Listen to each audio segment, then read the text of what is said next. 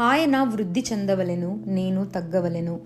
ప్రియమైన సోదర సోదరీమణులారా, ఈరోజు చర్చి జాన్ ద బ్యాప్టిస్ట్ జనన మహోత్సవాన్ని ఆనందంగా జరుపుకుంటుంది. సాధారణంగా పరిశుద్ధుల పుట్టిన రోజులను చర్చి జరుపుకోదు. కానీ యేసు ప్రభువుకు మార్గాన్ని సిద్ధం చేసిన జాన్ ద బ్యాప్టిస్ట్ జననం ఒక ప్రత్యేకమైన రక్షణ చరిత్ర సంఘటన.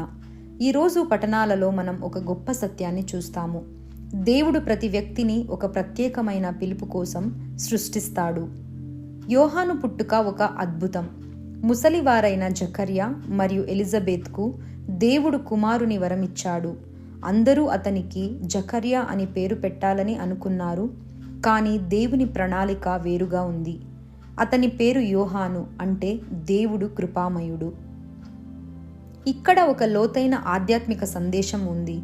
మన జీవితాన్ని ప్రపంచం నిర్వచించాలని ప్రయత్నిస్తుంది.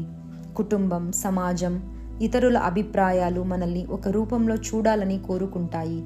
కానీ దేవుడు మనలను ఒక ప్రత్యేకమైన పిలుపు కోసం సృష్టిస్తాడు. మన అసలైన గుర్తింపు ఇతరులు ఇచ్చేది కాదు, దేవుడు ఇచ్చేది. యోహాను జీవితంలోని గొప్పతనం అతను చేసిన అద్భుతాలలో లేదు. అతని గొప్పతనం తనను తాను కేంద్రంగా చేసుకోకపోవడంలో ఉంది.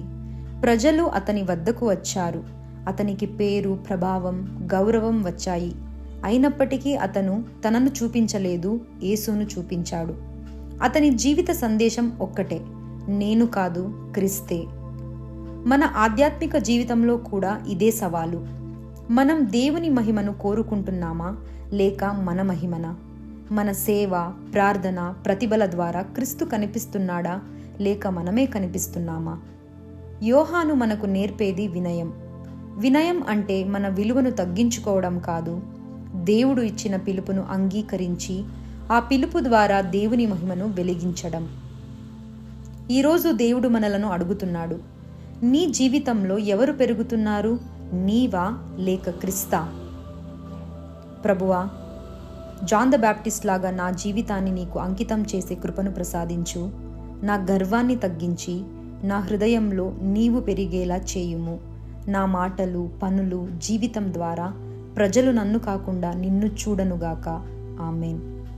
ఈరోజు మనం తీసుకెళ్లాల్సిన సందేశం, నిజమైన గొప్పతనం మనం ఎంత ఎత్తుకు ఎదిగామనేది కాదు, మన ద్వారా క్రీస్తు ఎంత ఎత్తుగా కనిపిస్తాడన్నదే.